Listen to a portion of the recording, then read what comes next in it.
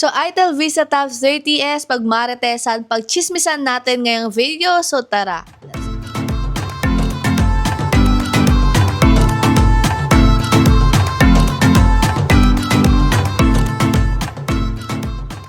So, hi all mga sismars, another video, another chismisan at maritesan na naman tayo na isang Android tablet. So, meron naman tayo, unti ko naman masabi Android phones kasi nasanay tayo na phone. Pero ngayon mga sismars, gusto ko sa inyong i-share itong ating Itel Tab 30S at nagulat ako, sobrang dami bumibili nito mga sismars. At good news, bagsak presyo na lang ito sa ating online platform. Upon carefully checking, this is around 4,000 na lang po.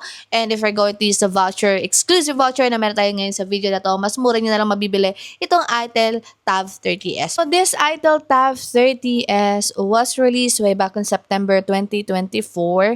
And pagdating sa kanyang size, meron tayong 11 inches IPS LCD display. So, pagdating sa kanyang chipset, meron yung Unisoc T606 12nm na merong Android version 13 or Android version 14. It depends sa market or region kung saan nyo to mabibili. And sa GPU, this is Mali G57MP1. Sa storage, meron tayong nag-isang storage dito, 4GB of RAM with 128GB of ROM. Sa camera, meron tayong 8MP main camera and 5MP selfie camera. Video recording, maximum resolution is 1080p with 30fps. Sa battery capacity, meron tayong 7,000 mAh battery capacity. At pagdating sa kulay, meron tayong light blue and deep gray. So, yun lang naman mga sismars yung ating quick specification with this Android tablet. Ang katanungan, bakit nga ba siya mabenta ngayong 2025 or last year, sabihin natin.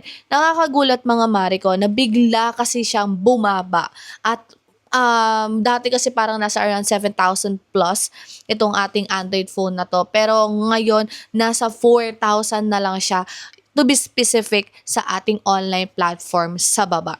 So, para sa akin, sulit nang bumili ng ganitong klase ng mga tablet, lalong-lalo na if naghahanap ka ng tablet na mura para sa mga bata mo or para sa mga anak mo na nag-online class or para sa mga kids natin dyan na mahilig manood. Ang laki ng screen nito, 11 inches at ang chipset nito, Unisoc T7606. So, perfect na siyang panglaro for me. Pero ako kasi, hindi kasi talaga ako naglalaro sa tablet kasi ang laki niya for me. Naglalaro, siguro ba okay na sa akin yung mga malalaking phone, pero OA na pag doon ka naglaro. Siguro para sa akin, though pwede ka naman maglaro dito, siguro para sa akin, if ako yung gagamit talaga ng tablet na to, gagamitin ko siya to store some documents para pang nood, ano pa ba? Kasi ang weird naman gamitin to for video recording, Pwede mo siyang gamitin kasi yung camera din nito medyo malabo at hindi ganun kaganda since this is a tablet. Pero pwede mo siyang pag-storehan ng mga documents. Pwede mo din siyang gamitin if sa Zoom meeting nyo, ayan, sa mga VA dyan, pwede nyo din gamitin to as a secondary screen. Pwede nyo din gamitin itong ating Itel Vista 30S. Kaya kung ako sa inyo, grab a chance while this Itel Vista 30S still available online. Mura nyo na siya mabibili, 4,000. Tapos may voucher, extra voucher pa kayo. So, less 4,000 nyo na siya mabibili. So, pwede nyong bilhan yung mga in-laws or parents nyo nito. Lalong-lalo na perfect na panooran to ng Tulfo, ng mga Senate hearing, ayan, ng balita, ng mga YouTube, ng probinsyano. Ay, wala na pala probinsyano, Batang Quiapo. So, perfect na perfect tong gamitin mga sismars panooran kasi 11 inches, swak na swak to sa mga gusto ng so, swak na swak to dalhin. So, swak na swak tong dalhin kahit saan. For example, nasa labas kaya hindi mo mapapanood yung paborito mong teleserye.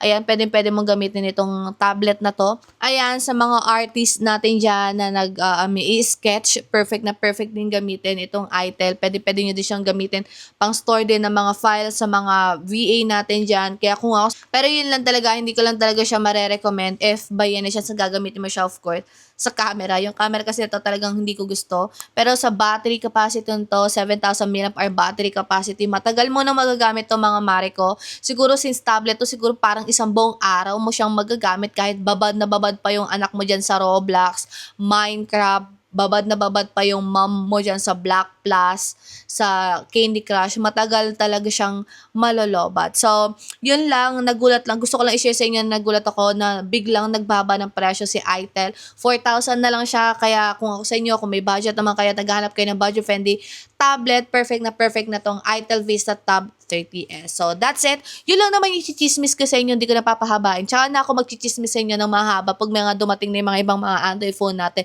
na bagong dating. So, freshly chismisan na naman yon ng malala. So, that's it. Once again, my name is Maring Ana. Thank you so much for watching. Don't forget to follow me also on my TikTok account, A_Malonzo. And please do subscribe here to the YouTube channel for more chismisan sa mga gadgets natin, Androids updates natin. So, bye!